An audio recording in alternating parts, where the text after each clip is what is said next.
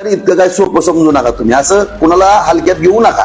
फक्त जी नौटंकी चालली आहे, जे समाजाच्या नावावरती कुणीतरी राजकीय पोळी भाजून घेण्याचा प्रयत्न करतंय, हे दुधाचं दूध आणि पाण्याचं पाणीच मी पण करतो. मी पण काही इतका कच्चा खिलाडी नाही.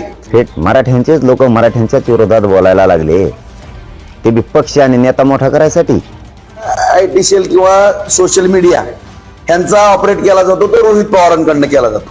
आणि मला गरिबाचं काम करतोय ना मी, मला बदनाम करायचं.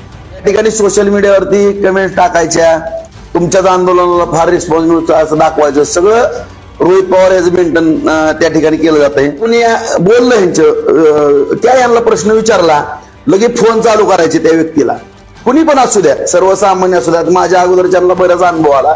फोन करायचा, अरे तुरे बोलायचं, कुठंतरी शिवीगाळी करायचं. ही तुम्ही माझ्या पत्रकार बांधवाला मी दाखवतो. मी आता 2 फोन उचलले, मी माझ्या स्टाईलनं उत्तर दिलं.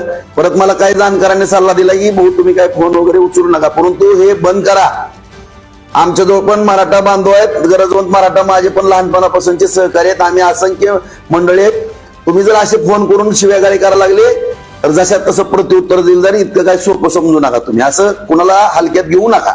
फक्त माझी एवढी नम्रतेची विनंती की जी मराठा चळवळ आहे त्या चळवळीला गालबोट कोणी लागू देऊ नका. कारण मी आज एक मराठा आमदार म्हणून या ठिकाणी मी आपल्या सगळ्याच संपूर्ण राज्यातील मराठा समाज बांधवांना, गरजवंताला मी सांगू इच्छितो, मी सुद्धा मागणी केलेली आहे की जी नौटंकी चाललेली आहे, जे समाजाच्या नावावरती कुणीतरी राजकीय पोळी भाजून घेण्याचा प्रयत्न करतंय, हे दुधाचं दूध आणि पाण्याचं पाणीच मी पण करतो. मी पण काही इतका कच्चा खिलाडी नाही. हे ट्रॅप आहे माझ्या विरोधात रचलेला, माझ्या विरोधात रचलेला हे ट्रॅप आहे. मला गरिबाचं काम करतोय ना मी, मला बदनाम करायचं. मला एक नाही कळतो, तुम्हाला का असं वाटतं की गरीब मोठा होऊ नये मराठा? का वाटतं? मराठ्यांचेच लोक मराठ्यांच्याच विरोधात बोलायला लागले, ते बी पक्ष आणि नेता मोठा करायसाठी.